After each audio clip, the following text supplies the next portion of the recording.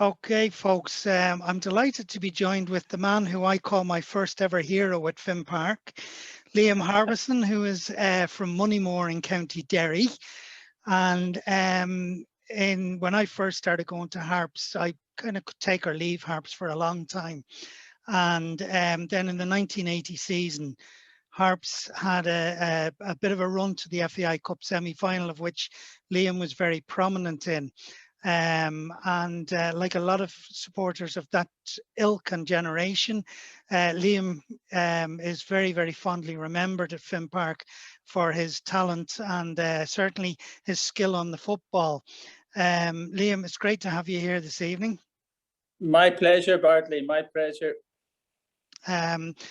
Tell us, Liam, how did you end up coming to Finn Harps? Because I know at around 19 years of age was the first time that you really played soccer, and you played Gaelic football up to that point. I went to school at St. Patrick's Macara, which was a great and still is a great Gaelic school. Great tradition. They've won lots of McCrory's, Hogan Cups, and so I played minors for Derry. We had a pretty good team at that stage. We got to the All-Ireland semi-final. We're beaten by Kerry. Martin O'Neill missed a penalty in that match at Croke Park. But when I say, I don't say that as a criticism, because in those days a penalty in Gaelic was from 15 yards. Smaller goals, it could have happened. But no, Gaelic was I never had any coaching at soccer. I just played, in putting down two coats as goals, that sort of thing. And I was asked to play for Draperstown Celtic in the Buncrana Cup. We were a team basically of Gaelic players and country players, and we did quite well in it. And there were two scouts there from the managers of Derry City at that time.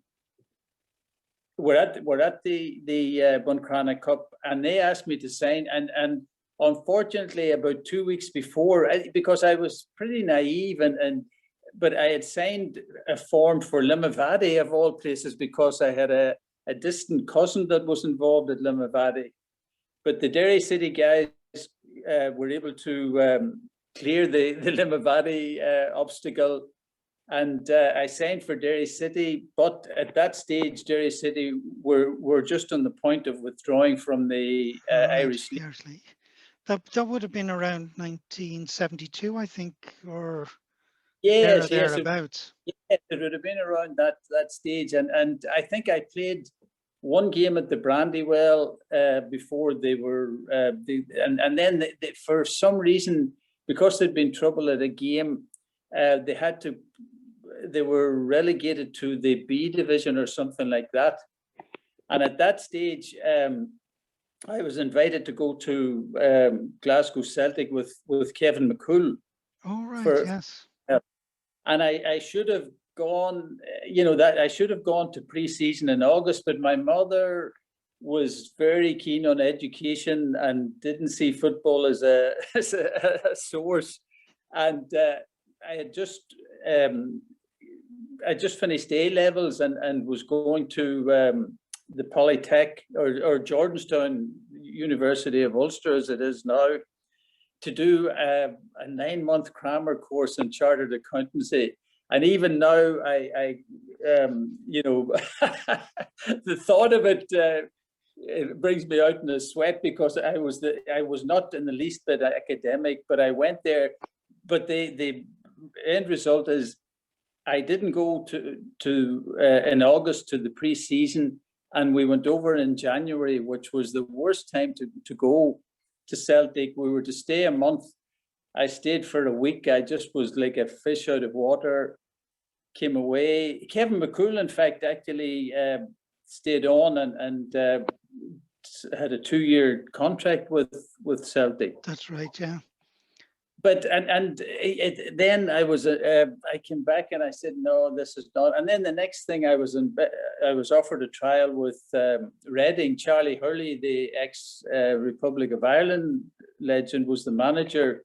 Went there at Easter and again came away, played a couple of games, and I was offered terms and I said, no, this is not for me. And I came away. And I just drifted then. So that's a pretty long-winded answer, Bartley. But and we're still nowhere near answering your question. But no, what happened? My wife and I. My wife was from Moneymore as well. We got married. We didn't.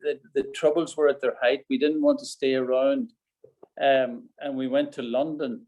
And then I came back to London in 1980. And could have signed for Coleraine, and then I thought, no, and I wrote a letter to I think to Ewan Blake. Yeah. And I played, strangely, I played a friendly for Harps against Coleraine in the showgrounds, and Ewan asked me to sign, and I had a cartilage problem, not serious, and I made my debut the 2 days after my first son was born. And that was against Home Farm, and we were getting beaten 2-0. And I came on in the second half and scored a goal, and I think we won 6-2. That's correct. You're actually correct. It was a brilliant introduction to and I felt so at home at at Finn Park, and with everyone that was involved there. It was it just felt like home. Excellent. And you say that you actually approached Busty Blake to sign for Harps rather than say Harps discovering you and asking you to play for them. Yes, because I'll tell you what it was. In the north at the time, it was different times, and I had played for Portadown before I went to London, and I never felt just didn't feel at ease, and I thought. I'd heard lots about the League of Ireland, and I thought, well, it's worth a letter.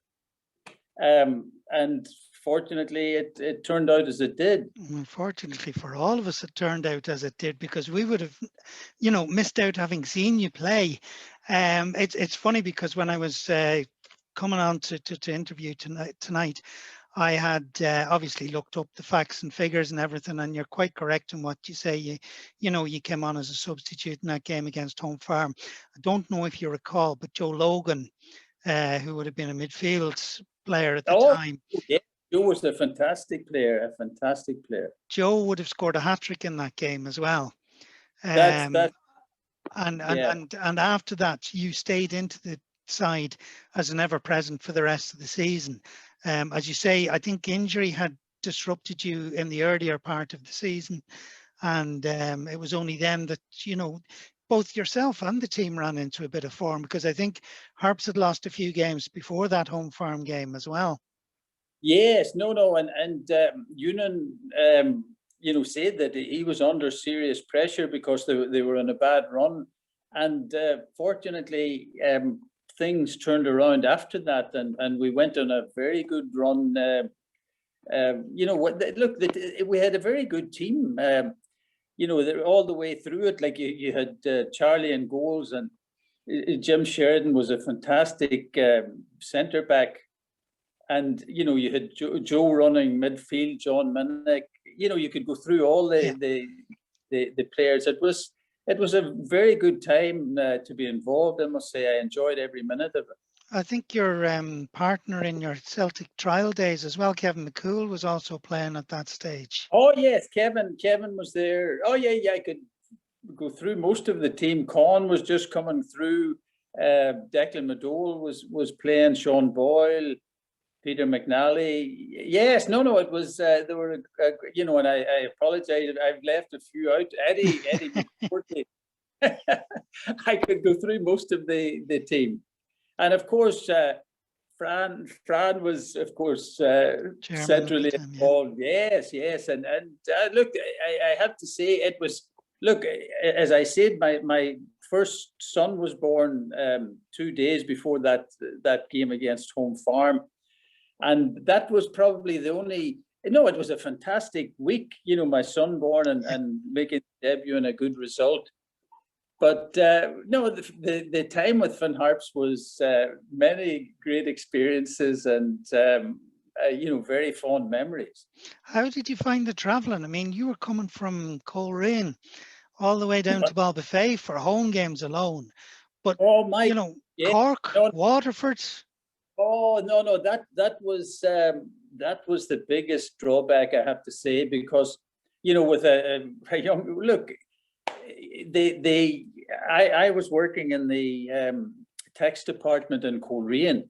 Mm-hmm. So, you know, when you were going to Waterford or Limerick or Cork, and you were coming back, you know, you'd be getting into Ballybofey at maybe 1, 2 o'clock in the morning, and then, you know, driving to Coleraine, getting up the next day. That was the biggest drawback. And particularly one particular incident, and there were many. We were coming back, and we were crossing the border at Auchnacloy, and we were stopped by the UDR. Yeah. And one of the, you know, look, there was a few. We always stopped in RD for a very fine meal. That was our standard stop. But, you know, there was a few bottles of beer, and somebody dropped a bottle out the window. Wasn't throwing it at any, but my goodness, they kept us, I think, for 4 hours. And so we arrived into, so that was probably the only unfortunate incident, you would say.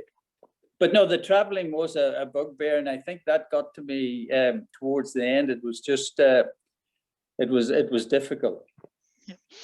And if we can go on to the little cup run that we had that year, because Athlone came to Ballbefay first weekend in February. There's a huge crowd there.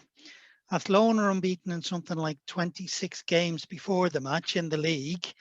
And Harps basically do a number on them and beat them by 3-0, with yourself prominent, but actually not getting on the score sheet, if I'm correct.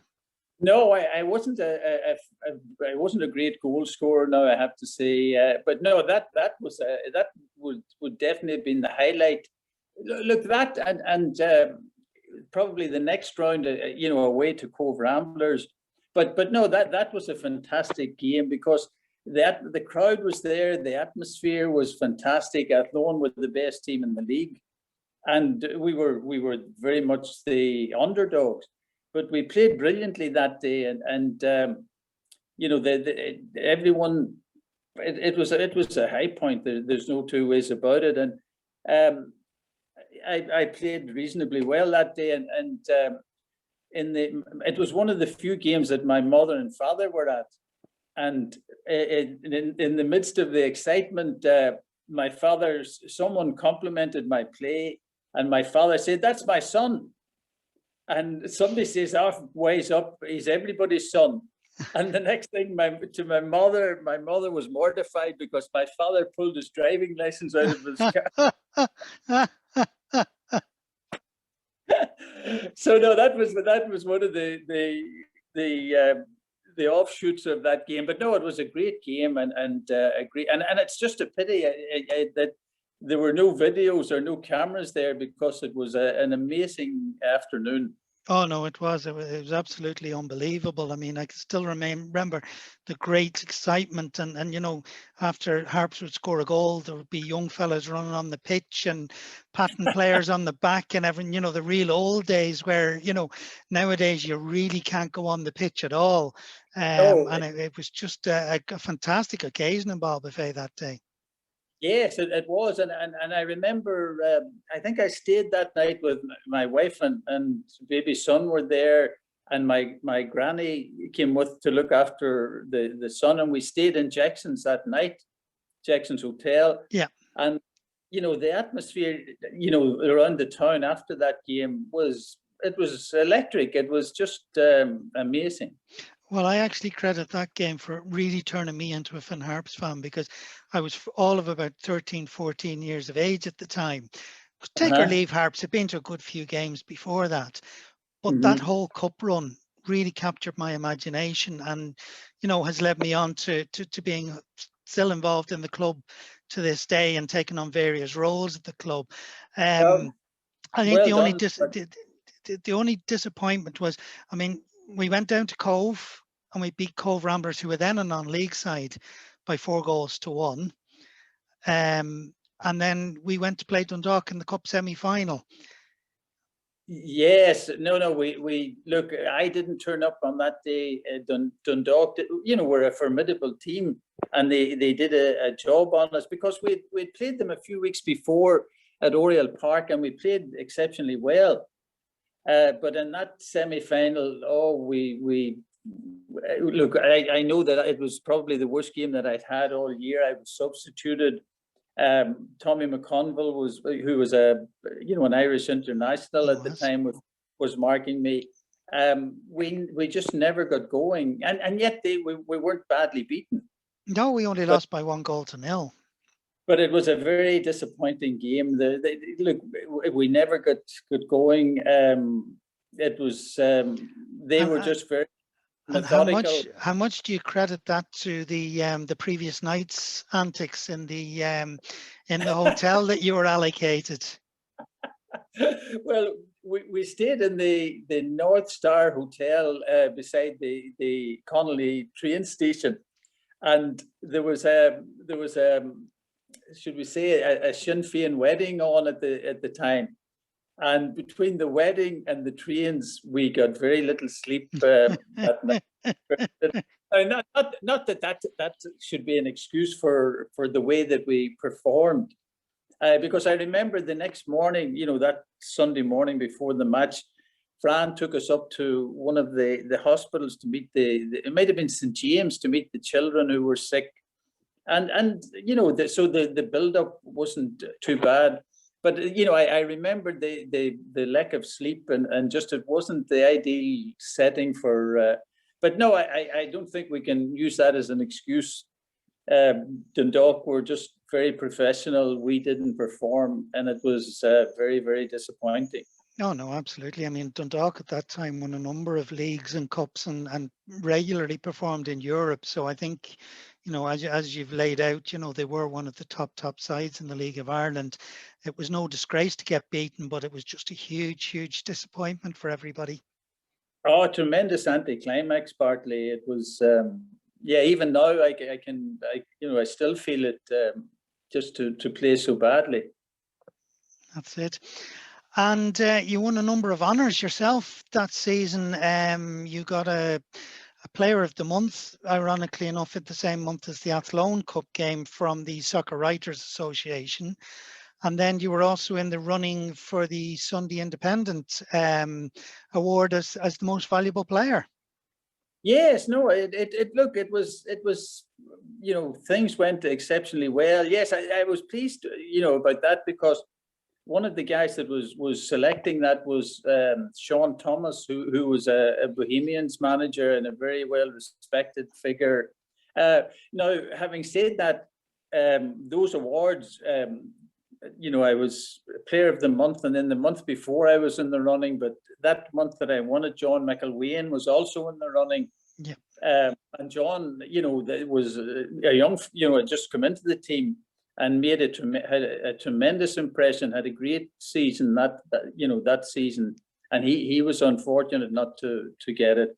But yes, no, it was good to get those honours, and you know, another game that I remember fondly was we beat Shamrock Rovers at Finn Park at that time, and we beat them 2-1, I think, and Johnny Giles and Eamon Dunphy were in the dugout at that time because they were ahead of their time. They were the only professional team, and they wanted to go full time. And you know, I scored in that particular game, and you know, and after the game, you know, both of them came and had a word with me, you know, just complimentary. So, you know, that was a high point as well. But no, it was, I must say, and I still follow every result. In fact, I was watching the playoff game with Finbar.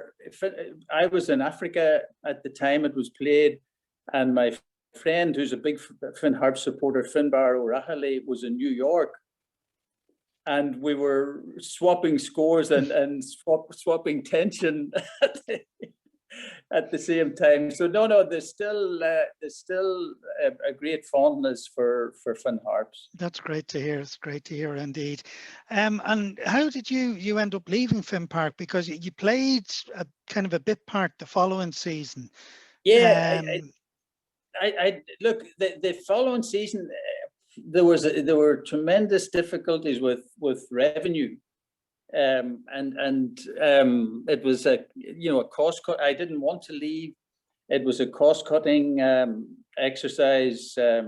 Fran was under pressure, as he always was, to keep the show on the road, and he did a tremendous job.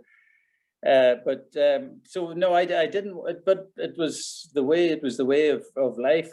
And then at that stage, I was going to Zimbabwe.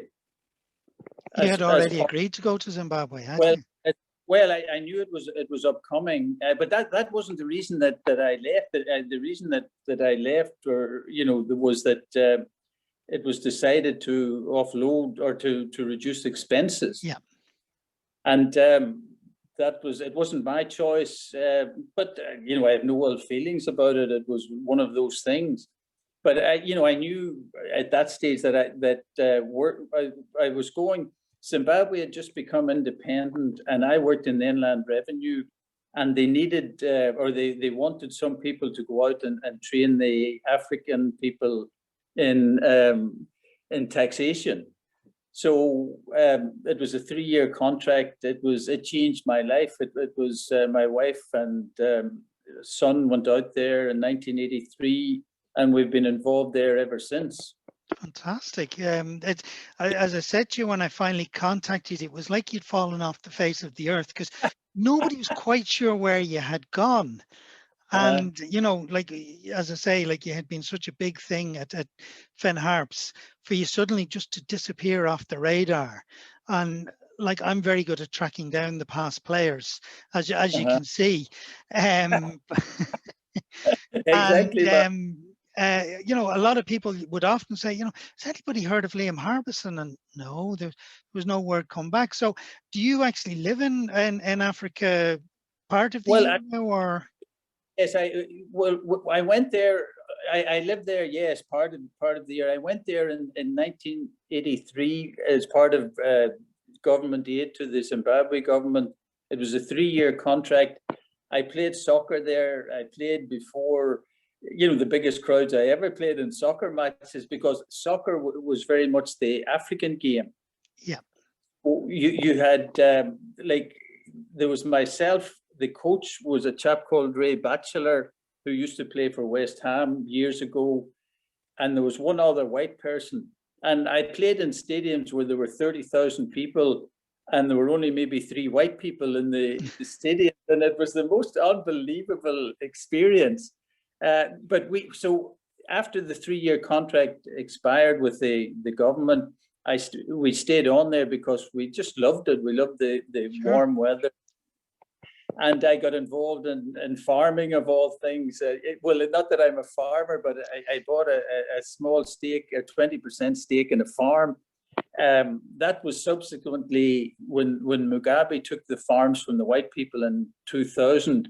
He seized the farm that I was involved in, and even now, after all this time, we still have the title deeds, and we've been working for the last 20 years trying to get compensation. But there were 4,500 farmers in a similar situation. Yeah. But no, the Zimbabwe has been a great experience, and I have 2 sons. The youngest, Mark, was born in Zimbabwe in 1984. So I would spend a few months here. My mother is 87. She lives next door to me here in Cookstown. So I would be, back and forward. Usually at this time of the year, I usually go to Zimbabwe from January through to May. Right. because we still have, we still have a house there, and I still have to go through the legal work that's involved in the farm. But no, look, it was a fantastic experience. And if I was to talk about the soccer in Zimbabwe, we could be here all night, Bart. What sort of level was it in Zimbabwe? Was it sort of the top league in Zimbabwe, or? Yes, it was the National Premier League, and it was. You had Bruce Grobbler, you had a fella called Peter Ndlovu that played for Coventry, yeah. who were in the top division at the time. So no, it was a very good league. I was, it was some of the players were professional. I was because I was working, I was semi-professional. You had look, and you talk about distances for games. We had games that were 400. Zimbabwe's a big country. We had games that were 400 miles away. Mm-hmm. But because I was there with my wife was pregnant with a second child at the time. I was based in Harare, the capital. So if there was an away match in say Bulawayo, which was 400 miles away, they would fly me down to the game and fly me back home, whereas the rest of the team would go by minibus. Right. So it was well organized, and it was quite an experience. And you had witch doctors, which you didn't have at Finn Park. So and the witch doctor came into the changing room before every game, before every home game. Sure. The witch doctor, and he had a bucket of what looked like bones and tobacco stalks and all sorts of things, and we would all hunker around this basin, and he would chant a few words before you went out, and everybody had to put their fingers into the water. And I said to them, look, I said, we have customs in Ireland that you would find strange. So if you believe in this and this helps you, you have to go with it. Absolutely. You have to go with the local tradition. Yeah. Sounds fascinating. It sounds absolutely fascinating, but maybe we'll leave that one for another time. Liam, no, feel free to cut me off at any stage. Because, no. It's I'm finding it fascinating because, as I said to you, like, I mean, you were somebody who I always associate with my lifelong association with Harps. As a catalyst for it. You talk about that team, and I know we've named a lot of the players: John McElwain and Kevin McCool, Con McLaughlin, Charlie McDermott, Eddie McGroarty. They were all fantastic ball players in their own right, and you were one of them. So I mean, no problem with what you're going. But Liam, I do want to thank you for coming on the call with me tonight, and. I was delighted. I was absolutely delighted to hear from you, Bartley. So no, it's my pleasure. No, absolutely. Thank you.